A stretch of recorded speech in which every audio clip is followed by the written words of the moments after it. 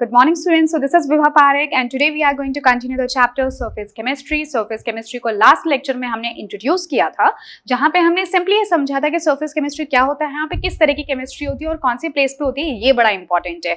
यानी यहाँ पे जो भी chemistry हम देखने वाले हैं इस पूरे chapter में जो हम बात करने वाले हैं वो कहीं ना कहीं surface के ऊपर होगी and that's why the name surface chemistry।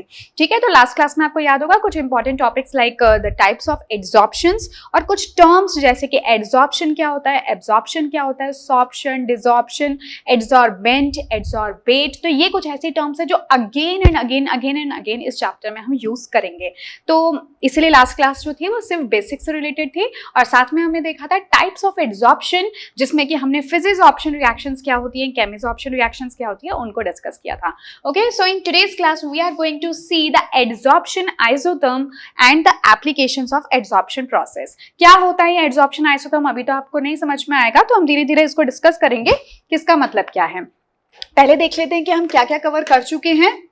Okay, तो हमने लास्ट क्लास में इंट्रोडक्शन देख लिया था, एडसॉर्प्शन देख लिया था, then distinction between adsorption and absorption ये भी हमने कवर किया था कि एडसॉर्प्शन में फर्क क्या होता है। अभी तक आप लोगों ने सिर्फ एब्जॉर्प्शन वर्ड को बहुत बार यूज किया होगा, लेकिन हो सकता है कि एडसॉर्प्शन वर्ड आपके लिए थोड़ा सा नया हो, तो हमने इन दोनों को आपस में डिस्टिंग्विश किया था। एडसॉर्प्शन जो प्रोसेस होता है उसका किस तरह का मैकेनिज्म होता है उसको हमने डिस्कस किया था। देन टाइप्स ऑफ एडसॉर्प्शन, जिसमें कि हमने बात की थी फिजिसॉर्प्शन की, केमिसॉर्प्शन की। अगर बात करें फिजिसॉर्प्शन की तो यहाँ पे कुछ फिजिकल फोर्सेस होते हैं, बड़े वीक फोर्सेस होते हैं एडसॉर्बेंट और एडसॉर्बेट के बीच में।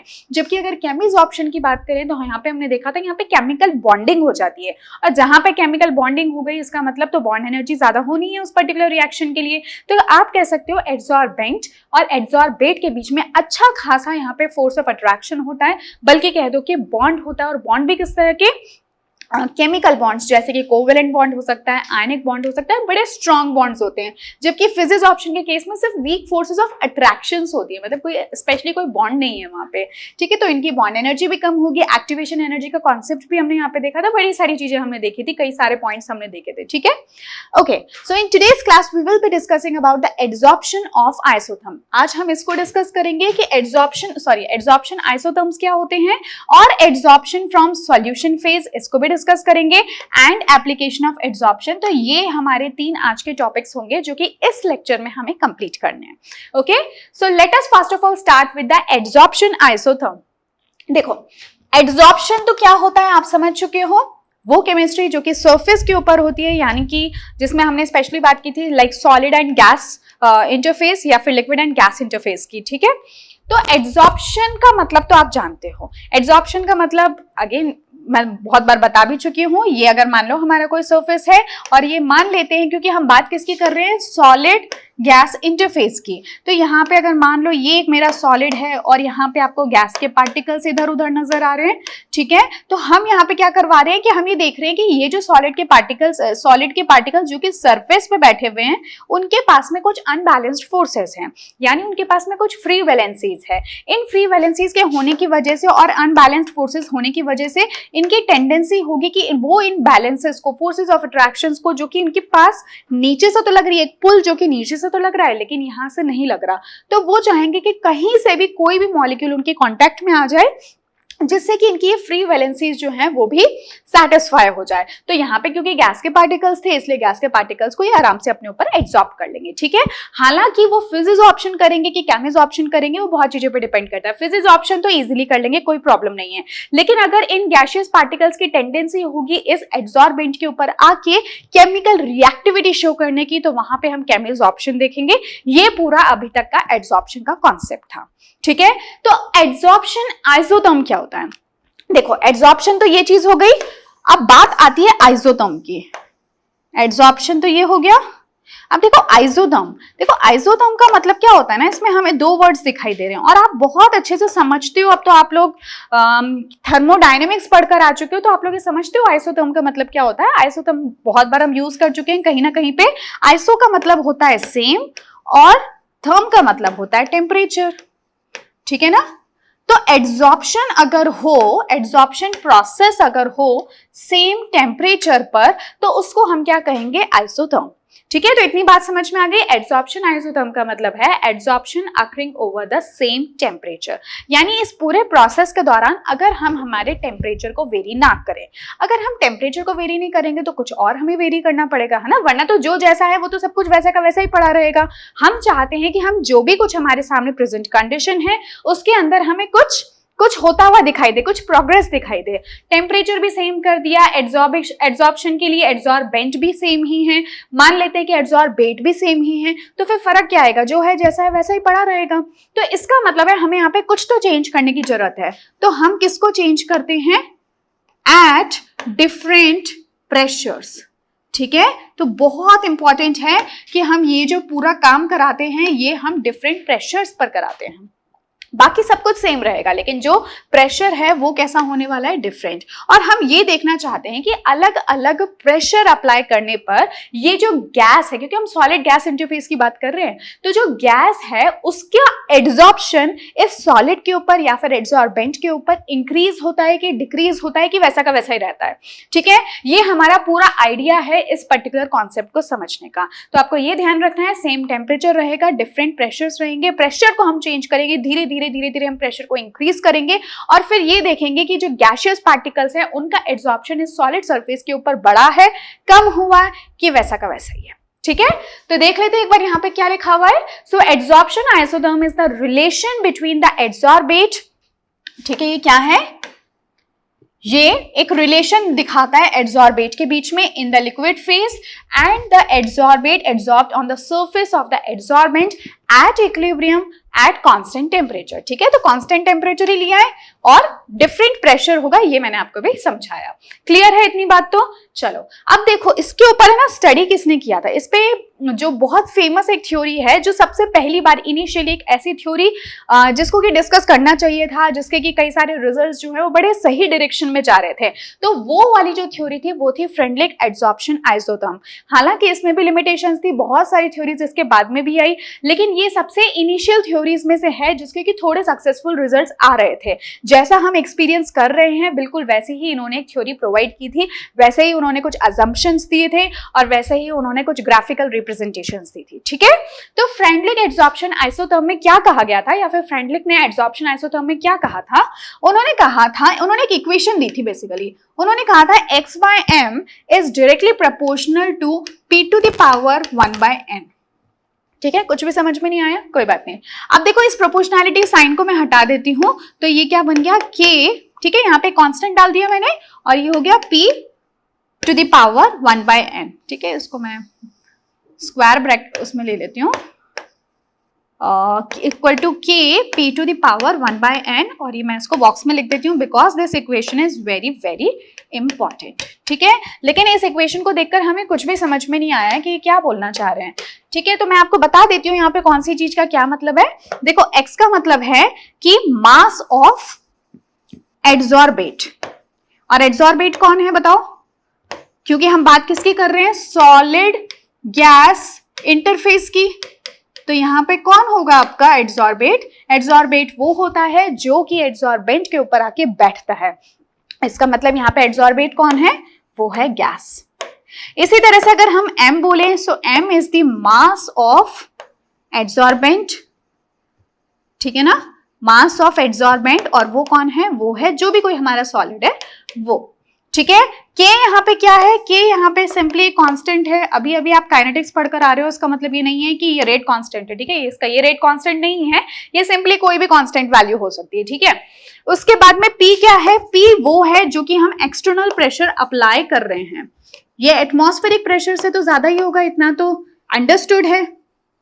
ठीक है, और n जो है ना, n भी एक कांस्टेंट वैल्यू है, जिसकी जो वैल्यू है, ये जो 1/n है, बेसिकली आपका 0 से 1 के बीच में ही फॉल करेगा।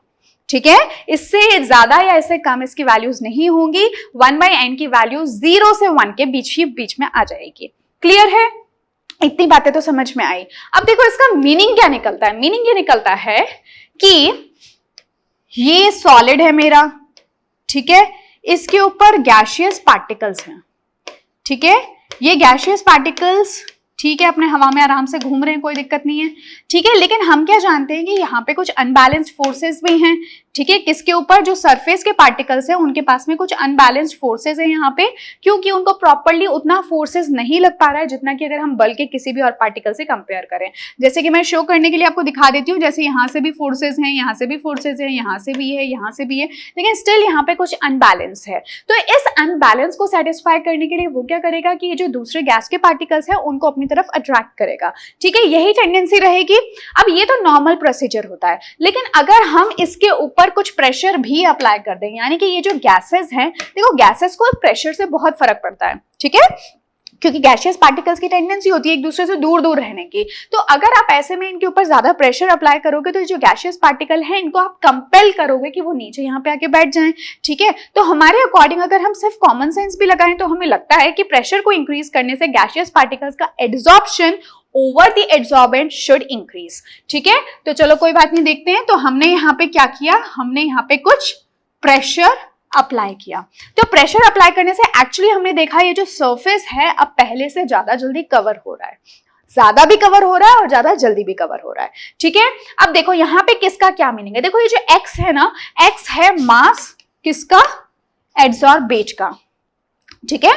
और जो सॉलिड है उसका मास कौन है? वो है m, क्लियर। और यहाँ पे प्रेशर जो हम अप्लाई कर रहे हैं वो है P, और K और N जो है वो दोनों के दोनों आपके कांस्टेंट्स हैं, ठीक है। तो इससे मुझे ये पता चलता है, लेट्स से मैं कोई एक एग्जांपल ले लेती हूँ कि अगर मान लो मेरी N की वैल्यू जो है वो कम होती है, ठीक है, मान लेते हैं N की वैल्यू अगर मेरी काफी कम है, तो ऐसे में देखो 1/n की वैल्यू ज्यादा होगी, 1/n की वैल्यू क्या हो जाएगी? ज्यादा हो जाएगी। अब जब किसी की भी पावर ज्यादा होगी तो वो पूरी टर्म ज्यादा हो जाएगी, तो हम कह सकते हैं कि जो प्रेशर की पावर 1/n ये पूरी टर्म है वो भी इंक्रीज हो गई, यानी कि प्रेशर जो है वो कुल मिला के हम ज्यादा दे रहे हैं। तो जब हम प्रेशर ज्यादा देंगे तो ये तो देखो कांस्टेंट है और x/m is directly proportional to this pressure. इसका मतलब ये जो एड्सॉर्प्शन है किसका? एड्सॉर्बेट के मास का over the mass of adsorbent is also increased, यानी हम ये कह सकते हैं x/m जो वैल्यू है दैट विल ऑल्सो इंक्रीज, और इसका मतलब ही है कि एड्सॉर्प्शन इंक्रीज होगा। तो कुल मिला के मैं ये कह सकती हूं, अगर इन शॉर्ट कहना चाहूं तो हम कह सकते हैं कि अगर हम प्रेशर को इंक्रीज करते हैं तो एड्सॉर्प्शन इंक्रीज होना चाहिए, ठीक है। हमारा कॉमन सेंस भी यही कहता है और इक्वेशन भी यही कहती है। हालांकि जब हम लोग n की वैल्यूज को पुट करते हैं एग्जैक्टली तो थोड़ा सा सिनेरियो जो है वो चेंज हो जाता है, तो उसको भी हम लोग डिस्कस करेंगे, लेकिन ये एक हमारे सामने कंक्लूजन जो है वो थोड़ा थोड़ा मोटा मोटा ये कंक्लूजन निकल कर आता है, ठीक है। चलो अब इस इक्वेशन को ही हमें थोड़ा सा और सॉल्व करना है। उससे पहले मैं आपको बता देती हूँ एड्सॉर्प्शन एट डिफरेंट टेम्परेचर्स क्या होगा अगर हम लोग, यहाँ तो देखो हमने एड्सॉर्प्शन जो करवाया है वो आइसोथर्मल कंडीशन में करवाया है, यानी कि dt इज इक्वल टू 0। बहुत इंपॉर्टेंट है कि हम सेम टेम्परेचर पे करा रहे हैं। अगर आप टेम्परेचर को भी वेरी करोगे ना तो एड्सॉर्प्शन प्रोसेस के कुछ और रिजल्ट्स आएंगे आपके, ठीक है। क्योंकि याद करो जब हम लोग फिजिक्स और केमिस्ट्री की बात करते थे तब मैंने आपको बताया था कि टेम्परेचर को इंक्रीज करने से आप गैसियस पार्टिकल्स की काइनेटिक एनर्जी को इंक्रीज करते हो, जिससे कि एड्सॉर्प्शन कम हो जाता है और डिसॉर्प्शन बढ़ जाता है, ठीक है। इसी वजह से हम ये जो भी कुछ करा रहे हैं वो सेम टेम्परेचर पर करा रहे हैं, अदरवाइज एड्सॉर्प्शन तो आपका डिक्रीज ही होना है, ठीक है। ओके तो अब देखते हैं अगर हम डिफरेंट टेम्परेचर्स पे कराते हैं तो क्या होता है। तो जो बात अभी मैंने आपको बोली कि अगर आप टेम्परेचर को इंक्रीज करते हो तो ऐसे में एड्सॉर्प्शन आपका डिक्रीज होता है। ऐसा क्यों हुआ? क्योंकि जो काइनेटिक एनर्जी है गैसियस पार्टिकल्स की वो इंक्रीज होती है। अब जब काइनेटिक एनर्जी इंक्रीज होगी तो यार किसी भी चीज की अगर एनर्जी इंक्रीज होती है ना तो उसकी स्टेबल रहने की टेंडेंसी डिक्रीज हो जाती है, यानी कि उसके अंदर अनस्टेबिलिटी ज्यादा आ जाती है। अगर आपके अंदर भी बहुत ज्यादा एनर्जी होगी ना तो आप एक जगह बैठ नहीं सकते, है ना, तो स्टेबिलिटी कम होती है, अनस्टेबिलिटी बढ़ती है। तो हम कह सकते हैं तो इससे होगा क्या कि जो पार्टिकल्स की स्टेबिलिटी है वो डिक्रीज हो जाएगी, और डिक्रीज हो जाएगी तो वो टिक कर बैठना पसंद नहीं करेंगे। तो कुल मिला के ये बात तो हम थियोरेटिकली कह रहे हैं। क्या कोई हमारे पास में ग्राफिकल प्रूफ भी है? तो हाँ, वो आप करके देख सकते हो कि अगर मान लो मैं यहाँ पे, तो जैसे यहाँ पे x/m मतलब एड्सॉर्प्शन को शो करने के लिए, और इधर अगर हम प्रेशर का ग्राफ रखते हैं, वैसे ये ग्राफ हम आगे भी जाके डिस्कस करेंगे, बट यहाँ पे हम डिफरेंट टेम्परेचर स्पेस की बात कर रहे हैं, ठीक है। तो यहाँ पे मैं 2-3 कंडीशंस ले लेती हूँ। वैसे आप कोई नॉर्मल टेम्परेचर भी मतलब जनरलाइज भी ले सकते हो, अदरवाइज कोई स्पेसिफिक टेम्परेचर्स को भी ले सकते हो। तो मैं जस्ट एग्जाम्पल के लिए यहाँ पे कुछ ग्राफ ले लेती हूँ, जैसे कि कुछ इस तरह का ग्राफ मुझे मिलने वाला है। ठीक है, तो ये जो टेम्परेचर है जिसपे कि आपको ज्यादा एड्सॉर्प्शन मिलता है, तो वो एक्सपेरिमेंटली देखा गया है कि उसमें टेम्परेचर कम होता है। ठीक है, जैसे मान लेते हैं कि दिस इज T1 टेम्परेचर, ये T2 टेम्परेचर है, ये T3 टेम्परेचर है, तो ऐसे में आप ये देखोगे T1 temperature is actually lesser than T2 temperature और T3। जो आप एनसीईआरटी का ग्राफ देखोगे उसमें एक्चुअली इन्होंने T1, T2, T3 देने की जगह पे कुछ टेम्परेचर्स दे रखे हैं। हालांकि जो भी हो, बट आप ये देखोगे कि ये वाला टेम्परेचर जो है वो हमेशा इससे कम होगा और ये इससे कम होगा। तो कहने का मतलब ये है कि अगर टेम्परेचर कम होगा तो एड्सॉर्प्शन प्रोसेस ज्यादा होगा। ठीक है, जो कि हम देख भी पा रहे हैं जब T1 हमारा कम है ना, T1 सबसे लीस्ट है, तो ऐसे में आप देख रहे हो कि x/m जो कि किसको शो करता है, एड्सॉर्प्शन प्रोसेस को, वो हाईएस्ट है। इसके केस में आप देख रहे हो कि लगभग इतना एड्सॉर्प्शन हुआ है और इसके केस में सबसे कम एड्सॉर्प्शन हुआ है। तो सबसे ज्यादा हाईएस्ट एड्सॉर्प्शन किसके केस में हुआ है, T1 के केस में, यानी T1 सबसे कम टेम्परेचर है, या फिर कह दो T1 इज लो बट इसके केस में एड्सॉर्प्शन इज हाई। और रीजन क्या है, तो रीजन मैं आपको ऑलरेडी बता चुकी हूँ, यही इसका रीजन है। ठीक है, तो ये तो हो गया डिफरेंट टेम्परेचर्स के लिए। हालांकि जब हम लोग आइसोथर्म की बात करेंगे तो हमें प्रेशर को चेंज करना है, टेम्परेचर को नहीं करना, हम सेम टेम्परेचर पे ये करने वाले हैं। ओके, तो अब हम बात करते हैं adsorption at different pressures but temperature आपका सेम रहेगा। ठीक है, और इसको हमें ग्राफिकली अब एक्सप्लेन करना है। तो देखो इक्वेशन हमने क्या यूज की थी, मैं उसी इक्वेशन को आपके सामने लिख देती हूँ। So x/m is equal to k p to the power 1/n। ठीक है, ये इक्वेशन है जो हमें हमेशा याद रखनी है, और ये किसने दी थी, फ्रेंडलिक ने दी थी। फ्रेंडलिक एड्सॉर्प्शन आइसोथर्म में आपको ये इक्वेशंस पता होनी चाहिए। ठीक है, पहली कंडीशन हम ले लेते हैं जबकि आपका 1/n इज इक्वल टू 1 है। ठीक है, तो देखते हैं क्या होता है। देखो अगर 1/n मेरा इक्वल टू 1 होगा तो ऐसे में p की पावर कितनी हो जाएगी, 1 हो जाएगी। ठीक है, तो मैं इसको सिंपली डायरेक्टली लिख देती हूँ। So x/m will be equal to k p to the power 1 लिख सकते हैं। तो इसी को मैं लिख देती हूँ x/m is equal to k p, कोई दिक्कत नहीं है। ठीक है, क्या हम इसको y इक्वल टू mx की फॉर्म में शो कर सकते हैं, तो बिल्कुल कर सकते हैं। कैसे करोगे, x/m देखो मैंने यहाँ पे भी ग्राफ जो प्लॉट किया है वो x/m के लिए किया है, और x/m किसको रिप्रेजेंट करता है, मैंने अभी थोड़ी देर पहले आपको बताया था, ये जो x/m है this represents to adsorption part. ठीक है, एड्सॉर्प्शन को रिप्रेजेंट करता है, तो इसको हम लोग ले लेंगे y एक्सिस पे, एंड दिस इज m और दिस इज x, कोई दिक्कत ही नहीं है। अब तो अब बस सिंपली आप यहाँ पे ग्राफ प्लॉट कर लो। x/m जो है वो हमारा y एक्सिस पे प्रेजेंट है। ठीक है, और x एक्सिस पे कौन है आपका, देखो प्रेशर। यानी कि कुल मिला के मुझे ये देखना है कि जब कम प्रेशर था तब किस तरह का ग्राफ था, जब प्रेशर धीरे धीरे मैंने बढ़ाया तो किस तरह का ग्राफ आया।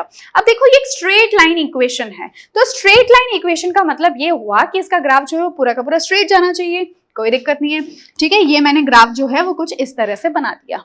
ठीक है, तो इस तरह से हमारा ग्राफ बन गया। अब मैं दूसरी कंडीशन लेती हूँ, तो दूसरी कंडीशन क्या है मेरी, 1/n इक्वल टू 0। तो देखो x/m is equal to k p to the power 1/n, equation तो यही है। ठीक है, अब देखो हम क्या करते हैं, अब दूसरा केस ले लेते हैं, when 1/n is equal to 0। तो देखो x/m इज इक्वल टू क्या हो जाएगा, k p to the power 0।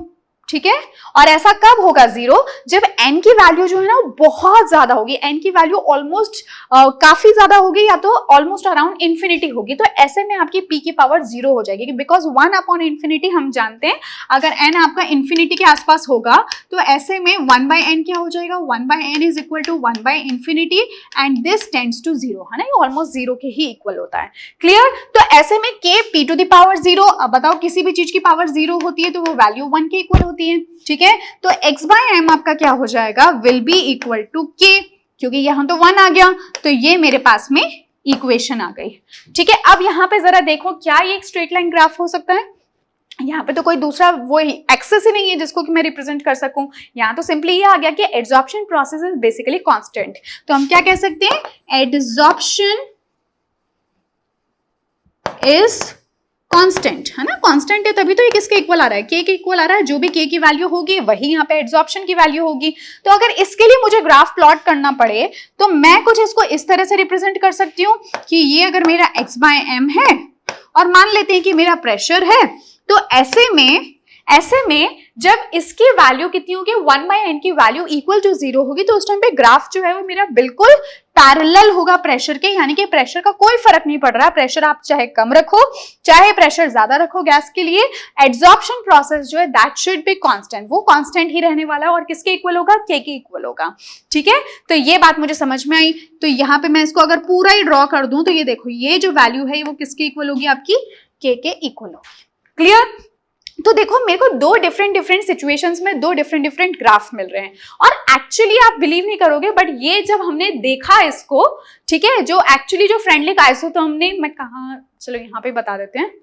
ठीक है, तो जो एक्चुअली उन्होंने ग्राफ देखा था वो ग्राफ भी हमें कुछ इसी तरह का मिला था। ठीक है, कौन सी इक्वेशन के लिए, again x/m is equal to k p⁻1/n। ठीक है, ये हमारी इक्वेशन है और उन्होंने देखा कि जब उन्होंने ग्राफ प्लॉट किया x/m और p के रेस्पेक्ट में, तो जो ग्राफ था वो कुछ इस तरह का होता था। ठीक है, पहले तो ये स्ट्रेट लाइन जाता था और उसके बाद में कुछ टाइम बाद जाके वो कांस्टेंट हो जाता था। ठीक है, और जब हम इस इक्वेशन को भी देखें तो इन दोनों इक्वेशंस को जो भी मैंने आपके सामने सॉल्व करके दिखाई तो भी उससे हमें यही पता चलता है कि ये जो आपको स्ट्रेट लाइन ग्राफ मिल रहा है, जो कि अभी हमने थोड़ी देर पहले स्टडी किया था, स्ट्रेट लाइन ग्राफ, ये स्ट्रेट लाइन ग्राफ हमें तब मिलेगा जब 1/n इक्वल टू 1 होगा। ठीक है, 1/n इक्वल टू 1 है तो उस केस में आप क्या कह सकते हो, x/m is equal to kp। ठीक है, y इक्वल टू mx वाला ग्राफ, यानी कि जब 1/n जो है वो 1 के इक्वल था तब तो ये ग्राफ बनेगा और जब 1/n आपका इक्वल टू 0 होगा तो उस टाइम पे ये ग्राफ बनेगा। तो एक तरीके से हमने इन दोनों ही पॉइंट्स को इस इक्वेशन को यूज करके क्या कर दिया, जस्टिफाई कर दिया। ठीक है, तो जो एक्चुअल ग्राफ आपको मिलता है वो कुछ इस तरह का होता है। अब इसको थोड़ा सा थ्योरेटिकली समझे। थ्योरेटिकली हमें ये समझ में आता है कि इनिशियली शुरुआत में जब आप प्रेशर को इंक्रीज करते हो तो जो गैस है यानी कि एड्सॉर्बेट है उसका adsorption over the adsorbent increases शुरू में।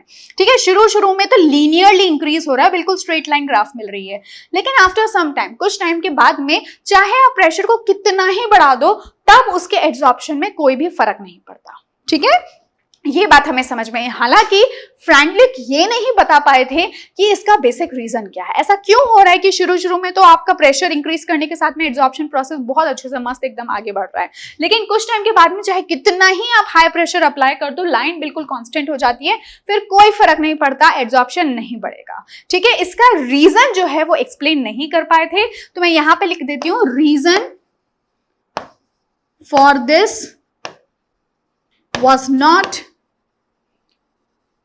clearly explained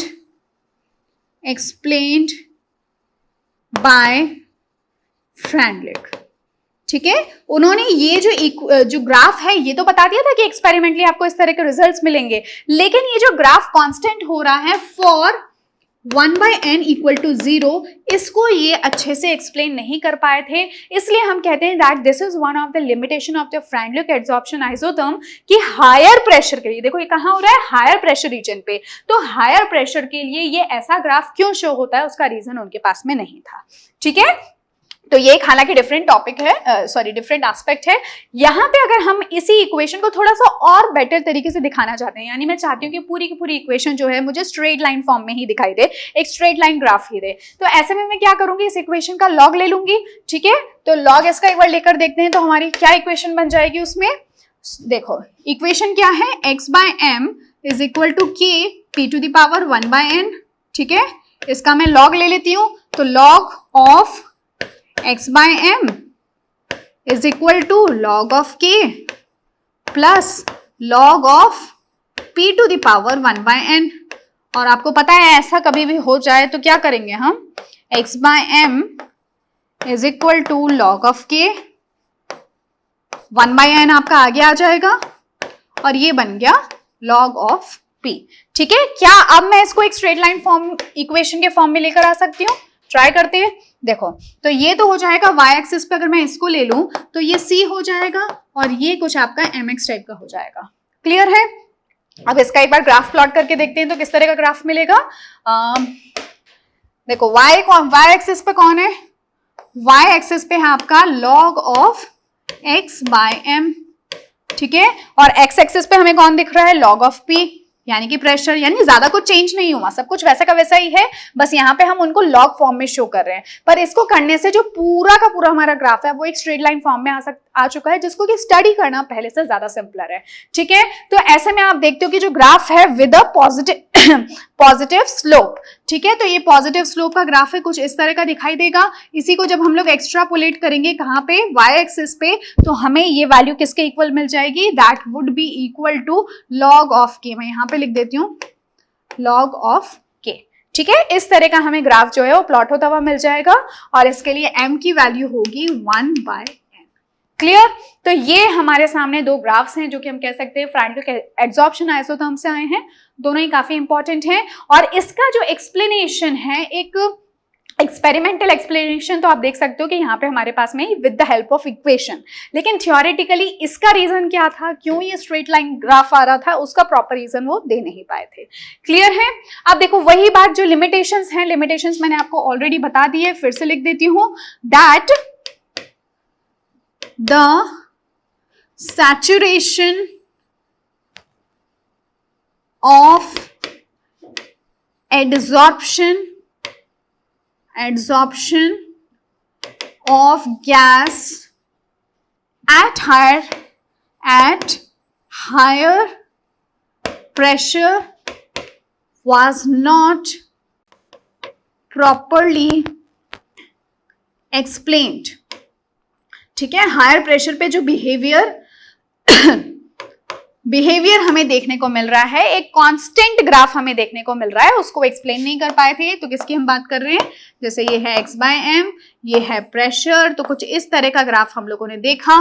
तो ये जो पर्टिकुलर लीनियर फैशन में जो इंक्रीज हो रहा है ना, उसको तो उन्होंने समझा दिया, बट इसका क्या रीजन है वो प्रॉपर्ली समझा नहीं पाए। ठीक है, तो इस तरह से ये है हमारा फ्रैंकलिन एड्सॉर्प्शन आइसोथर्म। अब नेक्स्ट जो हम पढ़ते हैं, एड्सॉर्प्शन इन द सॉल्यूशन। ये जो अभी तक हम बात कर रहे थे ना, इसके अंदर देखो मैंने कहीं लिखा भी होगा, ये हम सॉलिड गैस इंटरफेस की बात कर रहे हैं, यानी कि अगर आपका नीचे सॉलिड प्रेजेंट है और ऊपर गैसियस पार्टिकल्स है, तो फिर प्रेशर बढ़ाने से क्या होगा। अब सेम हम क्या करें, अब हम सॉलिड को हटा के यहाँ पे लिक्विड को रख देते हैं, यानी कोई सॉल्यूशन की बात करते हैं, और उस सॉल्यूशन के अंदर प्रेशर का क्या फर्क होगा अगर मैं प्रेशर को इंक्रीज या डिक्रीज करती हूँ, या जनरली तो हम इंक्रीज ही करेंगे। तो ऐसे में जो गैस है उसका लिक्विड के ऊपर एब्जॉर्प्शन होगा कि नहीं होगा, ये हमें स्टडी करना है। ठीक है, तो यहाँ पे हम बात करते हैं सॉल्यूशंस की। तो देखो सॉल्यूशंस के लिए हमें कुछ छोटे छोटे से पॉइंट्स हैं, उनको ध्यान रखना है, फिर मैं आपको बताना स्टार्ट करती हूँ। So let's start with the first point. क्या बता रहे हैं यहाँ पे, the extent of adsorption decrease with the increase in temperature, जो कि अंडरस्टूड भी है ना। ये तो हम कितनी बार पढ़ चुके हैं कि अगर आप टेम्परेचर को इंक्रीज करोगे तो एड्सॉर्प्शन कह दो या फिर x/m कह दो, वो आपका क्या हो जाएगा, वो हो जाएगा डिक्रीज। ठीक है, ये तो हमने देखा ही था। फिर है next point, the extent of adsorption increases with the increase of surface area of the adsorbent. देखो ये भी है ना बड़ा अच्छा सा पॉइंट है, चाहे हम सॉल्यूशंस की बात करें चाहे हम सॉलिड सरफेस की बात करें, जितना ज्यादा सरफेस एरिया अवेलेबल होगा उतना ही ज्यादा एड्सॉर्बेट जो है वो इजीली बैठ पाएगा।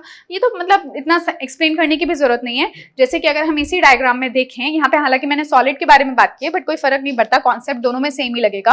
अगर ये जो सरफेस है, ठीक है, ये सरफेस बहुत ज्यादा अवेलेबल है, एक तो ये मैंने आपको सिंगल लाइन के फॉर्म में दिखाया, बट आप ये समझ लो कि जैसे ये वो सरफेस है जिसके ऊपर की गैस के पार्टिकल्स आ रहे हैं। अब ये जो सरफेस है ये है तो इतना ही थिकनेस में, बट अगर मैं इसका सरफेस एरिया और ज्यादा इंक्रीज कर दूं या फिर इसको पाउडर्ड फॉर्म में लेकर आ जाऊं, उसके छोटे छोटे टुकड़े कर दें, तो इससे उसका सरफेस एरिया एक्सपोज हो जाएगा, इसका सरफेस एरिया बढ़ जाएगा। जितना ज्यादा सरफेस एरिया होगा हमेशा एड्सॉर्प्शन इंक्रीज होगा। याद करो जब हम केमिसॉर्प्शन की बात करते थे, फिजिसॉर्प्शन की बात करते थे, तो ये दोनों के लिए एप्लीकेबल था कि सरफेस एरिया बढ़ेगा तो एड्सॉर्बेंट का एड्सॉर्प्शन ओवर द एड्सॉर्बेट का adsorption over the adsorbent will also increase. ठीक है, तो इसमें तो कोई डाउट ही नहीं है, चाहे सॉलिड की बात करो चाहे आप सॉल्यूशंस की बात करो, अगर सरफेस एरिया इंक्रीज होगा तो एड्सॉर्प्शन भी इंक्रीज होगा। ठीक है, then third point is the extent of adsorption depends on the concentration of the solute in the solution. ठीक है, सॉल्यूट का क्या कॉन्सेंट्रेशन है सॉल्यूशन के अंदर में, वो भी डिटरमाइन करेगा कि कितना एक्सटेंट ऑफ एड्सॉर्प्शन होगा गैस का इन द सॉल्यूशन। क्लियर। फिर है the extent of adsorption depends on the nature of adsorbent and the adsorbent. ठीक है, ये भी आपको ध्यान रखना है कि जो एड्सॉर्बेट और एड्सॉर्बेंट का नेचर है, क्योंकि हम जनरली जब भी बात कर रहे हैं ना इन सॉल्यूशंस की, या फिर कह दो कि पहले वाले केस में भी, तो हमारा जो बेसिक आइडिया है वो फिजिक्स ऑप्शन के बारे में जनरली कम ही होता है। हम केमिस्ट्री की बात करते हैं, केमिकल रिएक्शंस की बात करते हैं, केमिकल रिएक्शंस को एफिशिएंट बनाने की बात करते हैं, उसके सिलेक्टिविटी की बात करते हैं। तो कहीं ना कहीं हम लोग हमेशा जो हमारा मेन फोकस है वो केमिज ऑप्शन के ऊपर ही है, ना कि फिजिक्स ऑप्शन पे। और केमिज ऑप्शन में तो ऑब्वियसली एड्सॉर्बेंट कौन है, एड्सॉर्बेट कौन है, इससे फर्क पड़ता है। कहीं पे भी कोई भी केमिकल रिएक्शन तो नहीं हो जाएगी, तो इससे बिल्कुल फर्क पड़ता है कि हमारा एड्सॉर्बेट कौन है, एड्सॉर्बेंट कौन है, क्योंकि वही तो एज अ रिएक्टेंट काम करने वाले रिएक्शन में। ओके, तो ये कुछ आपके पॉइंट्स हैं और यहाँ पे कुछ एग्जांपल्स हैं। ठीक है, मैं आपको थोड़ा सा पहले इसको एक्सप्लेन कर देती हूँ कि यहाँ पे एड्सॉर्प्शन ऑफ सोल्यूशन क्या होता है। जैसे कि मान लेते हैं कि ये है मेरे पास में एक बीकर, यहाँ पे मैंने क्या रख रखा है, सोल्यूशन रखा हुआ है। ठीक है, ये है सोल्यूशन है। इस सोल्यूशन के अंदर इसकी कॉन्सेंट्रेशन ज्यादा भी हो सकती है, कम भी हो सकती है, हालांकि कुछ भी कॉन्सेंट्रेशन हो, लेकिन मुझे पता है कि कुछ पार्टिकल्स इसके सरफेस पे बैठे हुए हैं। ठीक है, इसमें तो कोई डाउट ही नहीं है, कुछ पार्टिकल्स सरफेस पे हैं और कुछ पार्टिकल्स, कुछ क्या मतलब बल्क में भी पार्टिकल्स ही प्रेजेंट हैं। ठीक है, अगर हम यहाँ पे फोर्सेस ऑफ अट्रैक्शंस की बात करें तो हमें ये पता है कि यहाँ पे ये जो पार्टिकल है इसके चारों तरफ से इक्वल फोर्स ऑफ अट्रैक्शन इसके ऊपर लग रहा है। ठीक है, तो ये बिल्कुल एकदम स्टेबल है, इसको कोई दिक्कत नहीं है, इसकी काइनेटिक एनर्जी भी कम है इन सरफेस पार्टिकल्स के कंपैरिजन में। अब ये जो सरफेस के पार्टिकल्स है ना, इनके साथ में कहानी थोड़ी सी डिफरेंट है। यहाँ पे नीचे से तो इक्वल फोर्सेस लग रहे हैं पार्टिकल्स के ऊपर, पर ऊपर कोई है ही नहीं जिसके साथ में कि कुछ फोर्सेस लगे। तो कुल मिला के यहाँ पे एक डाउनवर्ड पुल, जिसको कि आप सरफेस टेंशन भी कहते हो, तो ये जो सरफेस के पार्टिकल्स है इनके ऊपर क्या लगता है, इनके ऊपर लगता है कुछ सरफेस टेंशन। तो इस सरफेस टेंशन की वजह से ये भी चाहते हैं कि ये सरफेस टेंशन को जितना हो सके रिड्यूस कर सकें। अब रिड्यूस कैसे कर सकते हैं, इन पार्टिकल्स को ऊपर तो लेकर आ नहीं सकते, क्योंकि ऑलरेडी इनकी काइनेटिक एनर्जी इनसे कम है। जिसकी एनर्जी कम है वो तो स्टेबल ही रहना चाहेगा, तो ये तो अंदर ही रहेंगे, तो इनकी काइनेटिक एनर्जी तो ज्यादा ही बनी रहेगी। तो ऐसे में ये क्या करते हैं कि जो गैस के पार्टिकल्स, ऐसे गैसेस जो कि इनके काम की भी है ना, देखो फिजिक्स ऑप्शन तो सबके साथ शो कर लेंगे, कोई दिक्कत नहीं है, लेकिन हमारा मतलब किससे है, केमिज ऑप्शन से है। तो ऐसे में जो पार्टिकल्स गैस के इनके काम के हैं उनके साथ में केमिज ऑप्शन कर सकते हैं। ये क्या चाहेंगे कि ये पार्टिकल्स इनके ऊपर आए और एड्सॉर्ब हो जाए। अगर तो नेचर जो है वो मैच नहीं करेगा, दोनों का आपस में रिएक्टिविटी कोई शो नहीं करेंगे, तो सिंपली यहाँ पे फिजिक्स ऑप्शन हो जाएगा। अदरवाइज अगर ये कोई पॉसिबल रिएक्शंस भी देते होंगे, एक अच्छी बॉन्डिंग फॉर्म कर सकते होंगे, तो यहाँ पे हो जाएगा केमिज ऑप्शन। और ऐसे में अगर हम ऊपर से क्या अप्लाई कर दें, प्रेशर को भी अप्लाई कर दें, ठीक है, तो हमें पता है कि गैसेस के ऊपर बहुत फर्क पड़ता है कि उनके ऊपर कितना प्रेशर अप्लाई किया जा रहा है। तो प्रेशर अप्लाई करने से ये जो गैस के पार्टिकल्स है इनकी टेंडेंसी एड्सॉर्ब होने की लिक्विड सरफेस के ऊपर और ज्यादा इंक्रीज हो जाएगी। ठीक है, तो ये बात हमें समझ में आई। अब यहाँ पे प्रेशर की जगह आप खुद सोचो कि अब हम प्रेशर की बात ना करके, क्योंकि सॉल्यूशंस की बात हो रही है, तो हम प्रेशर की जगह अगर हम कॉन्सेंट्रेशन की बात करें, क्योंकि यहाँ पे प्रेशर का इतना कोई फर्क क्योंकि गैस में है और ये लिक्विड है तो इतना शायद फर्क ना पड़े, है ना। सॉलिड के ऊपर तो बिल्कुल पड़ता था। ऐसे में अगर आप प्रेशर अप्लाई करोगे तो शायद ये इसके अंदर डिसॉल्व हो जाए, क्योंकि ये सारी बातें मैंने आपको पढ़ा रखी है लिक्विड सॉल्यूशंस के अंदर, तो ये इसमें डिसॉल्व हो जाएंगे। बट हम क्या चाहते हैं, इनका सिर्फ एड्सॉर्प्शन हो। तो एड्सॉर्प्शन में जो नेक्स्ट फैक्टर आपका इंपॉर्टेंट है वो है कॉन्सेंट्रेशन, यानी कि यहाँ पे प्रेशर को अप्लाई करने की बजाय हम क्या करते हैं, हम कॉन्सेंट्रेशन की बात करते हैं। तो ऐसे में अगर इस सॉल्यूशन की कॉन्सेंट्रेशन ज्यादा होती है तो ये देखा गया है कि यहाँ पे एड्सॉर्प्शन जो प्रोसेस है वो भी कैसा होगा, ज्यादा होगा। ठीक है, एड्सॉर्प्शन भी ज्यादा होगा, यानी कि जो x/m है उसकी वैल्यू भी ज्यादा होगी। क्लियर है। इसका मतलब अगर देखो कॉन्सेंट्रेशन ज्यादा होने का क्या मतलब है किसी भी सॉल्यूशन का, हम जानते हैं कॉन्सेंट्रेशन क्या होता है। अगर हम मोलैरिटी की बात करें तो number of moles of solute present in 1 litre of the solution. ठीक है, तो यानी कि सॉल्यूट जितना ज्यादा होगा उतनी ही ज्यादा कॉन्सेंट्रेशन होगी सॉल्यूशन की, है ना। ये सब चीजें तो हमें पता ही है। अगर सॉल्यूट की कॉन्सेंट्रेशन क्या होगी, ज्यादा होगी, तो ऐसे में सॉल्यूट की कॉन्सेंट्रेशन ज्यादा है, यानी कि ओवरऑल कॉन्सेंट्रेशन सॉल्यूशन की ज्यादा हो जाएगी। और ऐसे में हम देखते हैं कि एड्सॉर्प्शन गैस का उस सॉल्यूशन में ज्यादा होगा। और अगर इसकी कॉन्सेंट्रेशन कम होगी ना तो बेसिकली यहाँ पे ये जो पार्टिकल्स है वो हवा में रहेंगे या फिर इसके अंदर डिसॉल्व हो जाएंगे, बट वो सरफेस पे नहीं रहेंगे। ठीक है, तो सॉल्यूट की कॉन्सेंट्रेशन ज्यादा होने से एड्सॉर्प्शन को हम ज्यादा करा सकते हैं। क्लियर। और एड्सॉर्प्शन ज्यादा होने का मतलब है x/m वैल्यू का ज्यादा होना। ठीक है, तो बेसिकली इसके लिए हम इक्वेशन क्या दे सकते हैं, पहले जब हम बात करते थे सॉलिड गैस इंटरफेस की, देखो सॉलिड गैस इंटरफेस में हम इक्वेशन क्या देते थे, x/m is equal to k to the power p 1/n, ये इक्वेशन होती थी हमारी, यानी कि प्रेशर की बात करते थे। लेकिन यहाँ पे क्या है, लिक्विड गैस इंटरफेस है, तो यहाँ पे है लिक्विड गैस इंटरफेस, तो बिल्कुल वो का वही रहेगा, बस प्रेशर की जगह अब कौन सा फैक्टर आपका एप्लीकेबल होगा, वो है the concentration of the solution, जो कि किस पे डिपेंड करती है, ऑब्वियसली सॉल्यूट की कॉन्सेंट्रेशन पे। ठीक है, तो ये इक्वेशन आपकी बन जाएगी x/m is equal to k, और p की जगह अब हम रख देंगे कॉन्सेंट्रेशन, और ये 1/n। बस ये आपको इसके अंदर चेंज करना है, बाकी सब कुछ सेम रहेगा। प्रेशर को रिप्लेस कर दिया हमने कॉन्सेंट्रेशन से। ठीक है, so this happens in the case of the solutions, absorption in solutions. Clear है? अब यहाँ पे कुछ कुछ एग्जाम्पल्स हैं, उनको भी एक बार डिस्कस कर लेते हैं कि कौन से ऐसे एग्जाम्पल्स हैं, कुछ कुछ बेसिक एग्जाम्पल्स जहां पे हम देखते हैं कि सॉल्यूशन के अंदर भी एब्जॉर्प्शन होता है। ठीक है, when a solution of a acetic acid in water is shaken with charcoal, a part of the acid is absorbed by the charcoal and the concentration of the acid decreases in the solution. देखो, एक experiment किया, जिस experiment में ये देखा गया कि अगर मान लो ये सॉल्यूशन किसका था, एसिटिक एसिड का सॉल्यूशन था, हम कुछ भी मान लेते हैं, जैसे ये एसिटिक एसिड है, लेट्स से कि इसकी कॉन्सेंट्रेशन कितनी थी, मान लेते हैं कि 0.1 मोलर इसकी कॉन्सेंट्रेशन थी। अब हमने नीचे क्या रख रखा था ना, चारकोल रख रखा था। चारकोल आपको पता होगा ब्लैक ब्लैक से कलर का होता है ना, एकदम डार्क ब्लैक कलर का होता है। ठीक है, तो ये हमने यहाँ पे चारकोल रख रखा है। तो कुछ टाइम बाद में क्या देखा गया कि ये जो एसिटिक एसिड था ना, इसकी कॉन्सेंट्रेशन क्या हो चुकी थी, पहले से कम हो चुकी थी। ये तो एसिटिक एसिड का सॉल्यूशन था, तो उसका पीएच भी एसिडिक रहा होगा। तो कुछ टाइम बाद में ये देखा गया, पहले इसका पीएच क्या था, एसिडिक था, मान लेते हैं कुछ 3 या 4 के आसपास रहा होगा। वैसे तो ये बड़ी वीक एसिड होती है ना, तो आप चाहे तो इसकी कॉन्सेंट्रेशन को देखकर भी इसका पीएच निकाल सकते हो। लेकिन मैं मान लेती हूँ कि हाँ, ये इसकी कॉन्सेंट्रेशन जो थी ऑब्वियसली कुछ ना कुछ तो एसिडिक ही थी, क्योंकि भले ही वीक एसिड है लेकिन है तो एसिड ही। लेकिन कुछ टाइम बाद में ये देखा गया, कुछ टाइम बाद में है ना, आफ्टर सम टाइम, क्योंकि वहां पे चारकोल प्रेजेंट था, तो हमने देखा कि जो एसिटिक एसिड है उसकी कॉन्सेंट्रेशन कम हो चुकी है, और जो पीएच है वो पहले से ज्यादा हो चुका है। ठीक है, पहले एसिडिक पीएच था, अब पीएच कैसा हो चुका है, बढ़ चुका है। तो इसका सीधा सा रीजन यही बनता है कि ये जो चारकोल है, इसके ऊपर जरूर जाके एसिटिक एसिड चिपक चुका होगा, एब्जॉर्ब हो चुका होगा। ठीक है, so this is one of the example जहां पे कि आप इस फिनोमिना को देखते हो। दूसरे एग्जाम्पल की अगर हम बात करें, तो जो लिटमस सोल्यूशन होता है आपका, ठीक है, लिटमस सोल्यूशन होता है, उसको जब हम शेक करते हैं चारकोल के साथ में, तो आपको पता है कि जो लिटमस सोल्यूशन है वही सोल्यूशन जिसको कि लिटमस पेपर के ऊपर भी एब्जॉर्ब करवाया जाता है, राइट। तो उसी सोल्यूशन को जब हम चारकोल के साथ में शेक करते हैं ना, तो चाहे उसका ब्लू कलर हो चाहे रेड कलर वाला सोल्यूशन हो, जब चारकोल के साथ शेक करते हैं तो वो क्या हो जाता है, कलरलेस हो जाता है। ठीक है, तो कलर कहां गया बेसिकली, तो वो जो पिगमेंट्स थे वो चारकोल के ऊपर एब्जॉर्ब हो चुके हैं, जिसकी वजह से जो बाकी का सोल्यूशन आपको दिखाई दे रहा है दैट इज कंप्लीटली कलरलेस या फिर बहुत ज्यादा फेड हो चुका होगा। ठीक है, तो again this happens because of the absorption of the litmus pigments over the charcoal.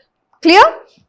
तीसरे एग्जाम्पल की अगर हम बात करें, so the precipitation of the precipitate of magnesium hydroxide attains the blue colour when precipitated in presence of magneson reagent. ठीक है, ये जो मैग्नेसॉन रिएजेंट होता है ना, ये ब्लू से कलर का होता है।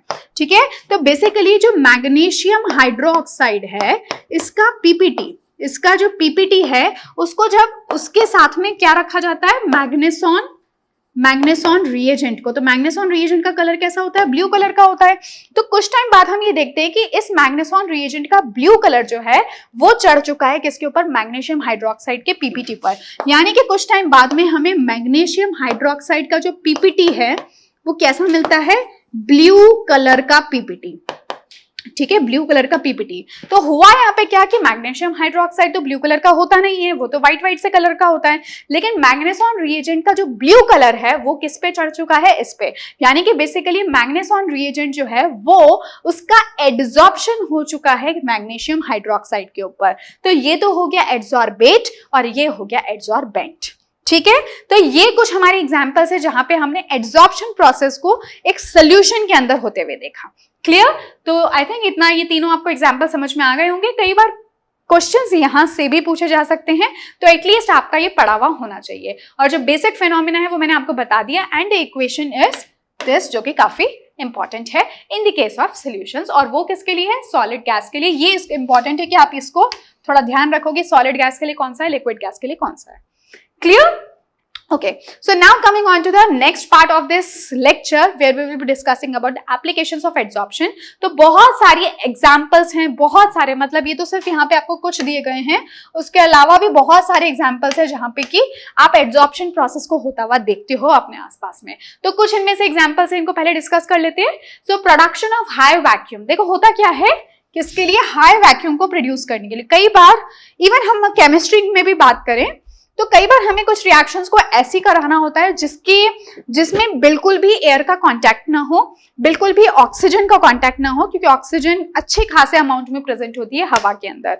तो कई बार क्या होता है, कुछ हमारे रिएक्टेंट्स ऐसे होते हैं, हमारे कुछ सबस्ट्रेट्स ऐसे होते हैं जो कि ऑक्सीजन के लिए बहुत ज्यादा रिएक्टिव होते हैं। तो जैसे ही वो ऑक्सीजन के कॉन्टेक्ट में आएंगे उनका ऑक्सीडेशन हो जाता है। तो इस प्रोसेस को अवॉइड करने के लिए कई बार हमें रिएक्शंस को कंप्लीटली वैक्यूम में कराना होता है, ठीक है। और इन जनरल भी अगर हम किसी चीज के अंदर फुल्ली वैक्यूम को क्रिएट करना चाहते हैं तो आप वैक्यूम पंप की हेल्प से वैक्यूम क्रिएट कर सकते हो। बट स्टिल वैक्यूम पंप से भी वैक्यूम क्रिएट करने के बाद में कुछ थोड़ी बहुत एयर जो है वो रह जाती है, ठीक है। थोड़ी बहुत जो एयर है वो ट्रेसेस ऑफ एयर, बहुत थोड़ी सी एयर भी रह जाती है।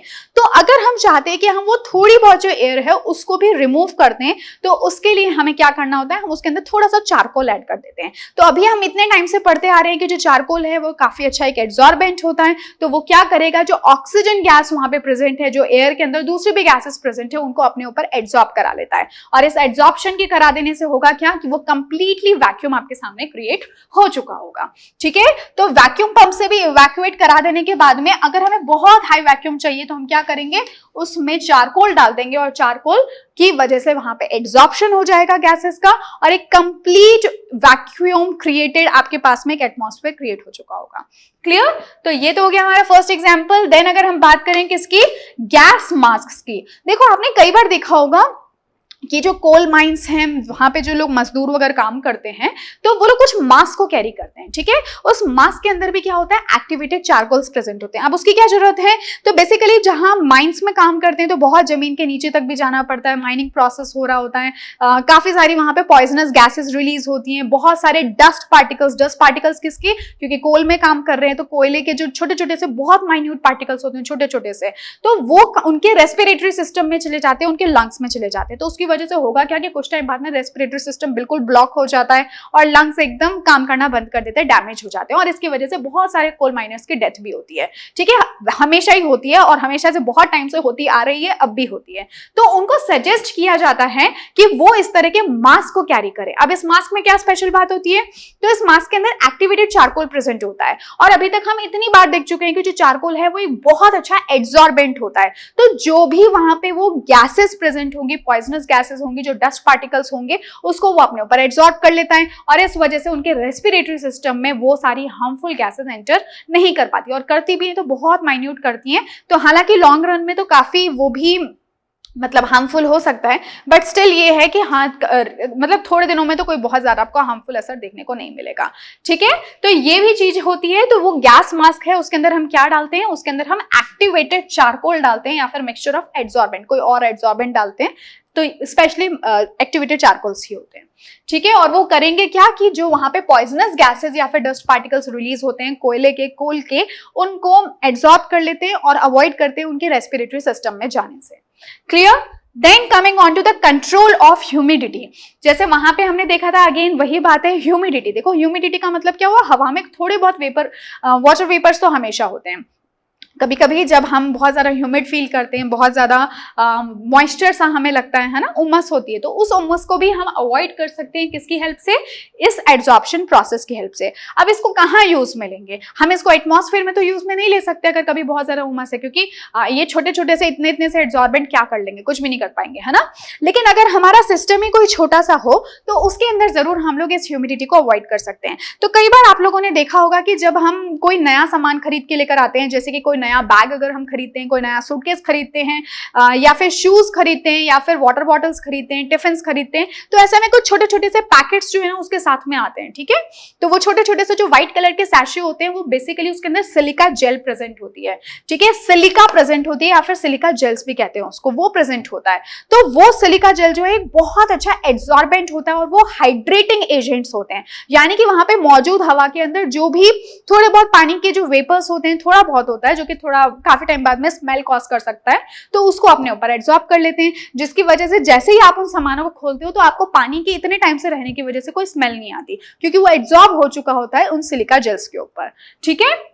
तो ये क्या करते हैं, ह्यूमिडिटी को कंट्रोल करते हैं। तो ये तो मैंने आपको एक कॉमन एग्जांपल दिया है, उसके अलावा भी अगर आप केमिस्ट्री लैब्स में जाओगे तो बहुत सारी जगहों पे हम लोग ह्यूमिडिटी को कंट्रोल करने के लिए या फिर जो हमारे कुछ मॉलिक्यूल्स हम नए प्रिपेयर करते हैं उसमें से सॉल्वेंट को पूरा का पूरा निकालने के लिए, काफी हद तक निकालने के लिए हम सिलिका जेल और एल्यूमिना को यूज करते हैं, उसके ऊपर उनको रब कराते हैं, ठीक है। तो ये भी एक इनका बड़ा अच्छा यूज है केमिस्ट्री में।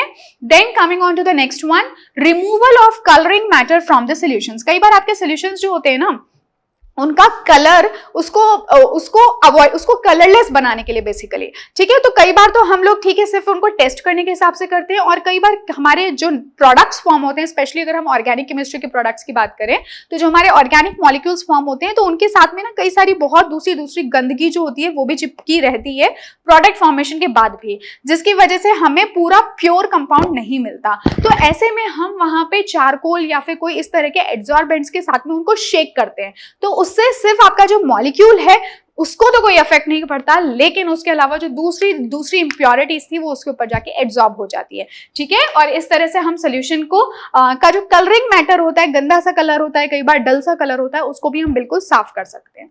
क्लियर? तो बहुत सारी जगहों पे इनका यूज होता है।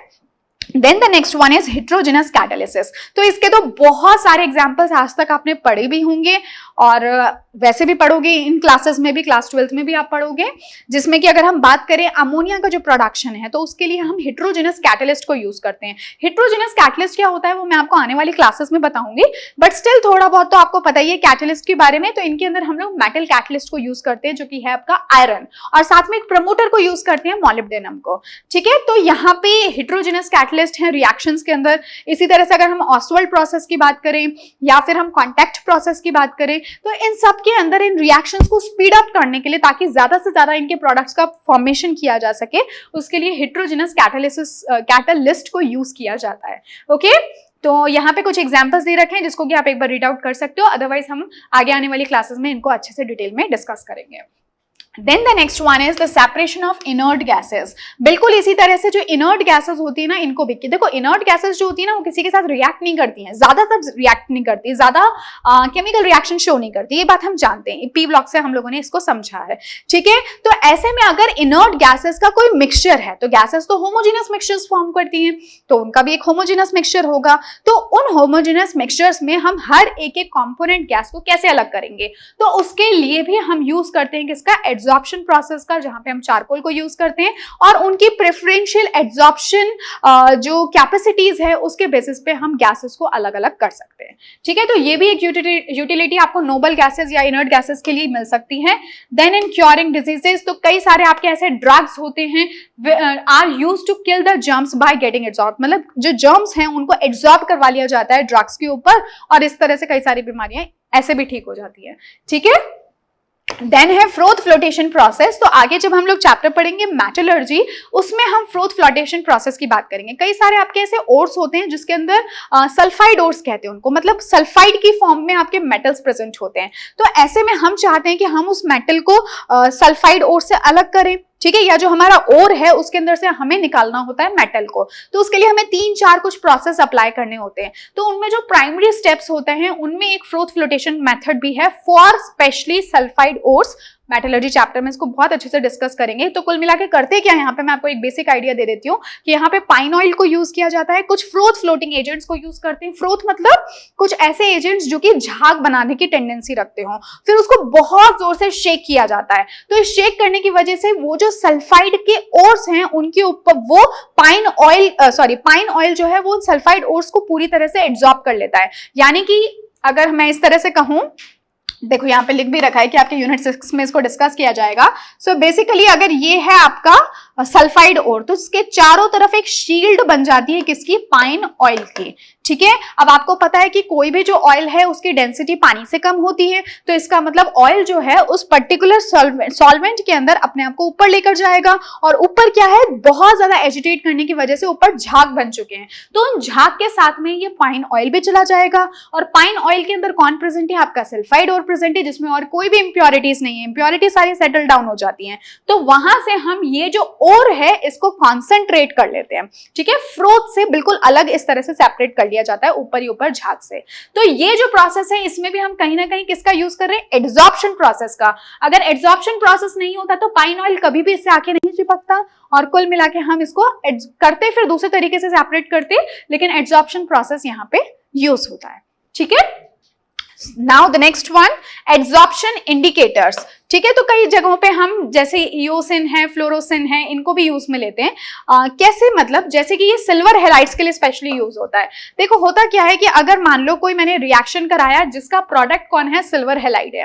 अब मैं ये जानना चाहती हूँ टाइट्रेशन के प्रोसेस के थ्रू या फिर सिंपली मैं उसका एक बीकर के अंदर रख के ये जानना चाहती हूँ कि मेरा प्रोडक्ट फॉर्म हुआ है कि नहीं हुआ, यानी कि सिल्वर हैलाइड जो है वो फॉर्म हुआ कि नहीं हुआ। तो उस केस में हम क्या करेंगे, कलर्ड इंडिकेटर डालेंगे। जैसे आपको पता होगा फ्लोरोसिन हो गया, ईओसिन हो गया, रेसोर्सिनॉल हो गए, बड़े इनका बहुत ही सुंदर कलर होता है, बहुत ज्यादा ब्राइट कलर होता है। तो जैसे ही हम इनको सोल्यूशन में डालते हैं तो इनकी वजह से पूरा सोल्यूशन उनके कलर का हो जाता है। ठीक है, जैसे कि फ्लोरोसेंट टाइप का हो जाता है कलर। अब ऐसे में जब सिल्वर हैलाइड का फॉर्मेशन स्टार्ट होगा तब आप देखोगे कि धीरे धीरे ये जो कलर है सोल्यूशन का वो डिक्रीज होने लगता है, फेड आउट होने लगता है। तो एक पॉइंट ऐसा आता है जब ये कलर पूरी तरह से कलरलेस हो चुका होता है। इसका रीजन क्या हुआ, क्योंकि जो सिल्वर हैलाइड है उसने उसके ऊपर ये जो आपके कौन है, मतलब ये इंडिकेटर्स हैं वो इसके ऊपर बेसिकली आके एब्जॉर्ब हो जाते हैं। तो सारा कलर जो है वो तो इसके ऊपर आ जाएगा, तो बाकी सोल्यूशन हमें कैसा दिखाई देगा, कलरलेस दिखाई देगा। तो इस तरह से भी हम लोग कैरेक्टराइज करने के हिसाब से, इंडिकेट करने के हिसाब से कि रिएक्शन हमारी कंप्लीट हुई है कि नहीं हुई, हम ये एक मेथड अपनाते हैं। ठीक है, देन है आपका क्रोमेटोग्राफी। क्रोमेटोग्राफी का तो पूरा का पूरा प्रिंसिपल ही एड्सॉर्प्शन के ऊपर है। तो क्रोमेटोग्राफी के बारे में आई होप कि आपको पता होगा, प्यूरिफिकेशन ऑफ ऑर्गेनिक कंपाउंड्स आपने देखे होंगे। अगर आपको याद नहीं है जो आपने क्लास 11th में पढ़ा था, तो मैं आपको एक बेसिक आइडिया दे देती हूँ कि इसके अंदर बेसिकली कॉलम होता है, कॉलम क्रोमेटोग्राफी, जैसे यहाँ पे मैं शो करती हूँ। सो बेसिकली ये एक हमारा इस तरह से कॉलम होता है और यहाँ पे इस तरह से कोई नॉब जैसी बनी होती है। ठीक है, इसके अंदर हम क्या कर देते हैं, इसके अंदर हम एल्यूमिना या फिर सिलिका जेल, जो कि काफी फाइन होती है, बहुत फाइन पाउडर्ड फॉर्म में होता है, इसको हम यहाँ पे इस तरह से पूरे के अंदर पूरा अच्छे से फिल कर देते हैं, एकदम कॉम्पैक्ट, बहुत अच्छे से पैकिंग कर देते हैं इसकी। अब यहाँ पे हमारे पास में एक मिक्सचर होता है, जिसके अंदर कुछ कंपोनेंट्स होते हैं। लेट्स से कि उसके अंदर 4 डिफरेंट कंपोनेंट्स हैं। अब मैं इन चारों कंपोनेंट्स को एक दूसरे से सेपरेट करना चाहती हूँ, तो ऐसे में हम कॉलम क्रोमेटोग्राफी का यूज करते हैं। हम इसका मिक्सचर जो है उसको यहाँ पे इधर पोर कर देते हैं। ठीक है, सॉलिड फॉर्म में ये आपका होता है और हम उसको मिक्सचर को यहाँ पे डाल देते हैं। अब धीरे धीरे क्या होगा कि इसके अंदर जो सिलिका जेल प्रेजेंट है या फिर इसके अंदर एल्यूमिना प्रेजेंट है, उसकी कुछ अपनी एड्सॉर्प्शन, ये जो पार्टिकल्स है, जो 4 कंपोनेंट्स हैं, इनका अपना सबका अलग अलग एड्सॉर्प्शन प्रेफरेंसेस होंगी over let's say silica gel, है ना। सिलिका जेल अगर हमने यूज किया है तो सिलिका जेल के ऊपर इन सब की जो एड्सॉर्प्शन की टेंडेंसीज हैं वो अलग अलग होंगी, क्योंकि चारों कंपोनेंट्स अलग है, तो चारों के जो फंक्शनल मतलब कह सकते हो एक्टिवेटेड फंक्शनल ग्रुप्स हैं वो भी अलग अलग होंगे, पोलैरिटी इनकी अलग अलग होगी। तो इस वजह से इनकी टेंडेंसी सिलिका जेल पर एड्सॉर्ब होने की वो भी अलग अलग होगी। जिसका एड्सॉर्प्शन सिलिका जेल पे ज्यादा होगा उसका इल्यूशन लेट होता है, यानी कि वो ज्यादा बाद में बाहर निकलता है, और जिसका एड्सॉर्प्शन कम होता है वो पहले ही मोबाइल फेज के साथ में इल्यूट हो जाता है, बाहर निकल जाता है। कुछ और भी फैक्टर्स होते हैं इसके अंदर, मोबाइल फेज का क्या पोलैरिटी है वो भी बड़ा मायने रखता है, लेकिन ये आपका बेसिक आइडिया है, एड्सॉर्प्शन ही है वो मेन कॉन्सेप्ट जिसके ऊपर पूरी की पूरी क्रोमेटोग्राफी काम करती है, specially talking about the column chromatography. Okay, so I hope कि आपको आज की क्लास अच्छे से समझ में आ गई होगी। और अगेन ये जो एप्लीकेशन वाला पार्ट है इसको बिल्कुल भी हल्के में मत लेना, क्योंकि पहले यहाँ से क्वेश्चंस इतने नहीं पूछे जाते थे एप्लीकेशन पार्ट से, बट आजकल अच्छे क्वेश्चंस और इसी तरह के डायरेक्टली क्वेश्चंस जो हैं पूछ लिए जाते हैं कि कौन कौन सी सिंपली आपसे इनमें से कोई भी एक चूज करके पूछ लिया जाएगा। जैसे कि सिल्वर हैलाइड के लिए ही पूछ लेंगे कि सिल्वर हैलाइड जो है वो किस तरह से, आप कैसे फाइंड आउट करोगे कि प्रोडक्ट का फॉर्मेशन हुआ है कि नहीं हुआ। तो इस तरह से कुछ भी क्वेश्चंस को घुमा फिरा के पूछा जा सकता है। ओके, तो आज की क्लास में हम लोगों ने काफी सारे important topic specially Freundlich adsorption isotherm को डिस्कस किया, जो आई होप कि आपको समझ में आ गया होगा। और अकेला वही एक ऐसा टॉपिक है इस पर्टिकुलर चैप्टर का जिसके अंदर से कुछ न्यूमेरिकल्स पूछे जा सकते हैं, अदरवाइज इस पूरे चैप्टर के अंदर आप सिर्फ थ्योरेटिकल कॉन्सेप्ट्स की ही बात करोगे। Okay, so with this I would like to end this session and we will meet in our next class where we will be discussing some more important topics. Till then, take care of yourself.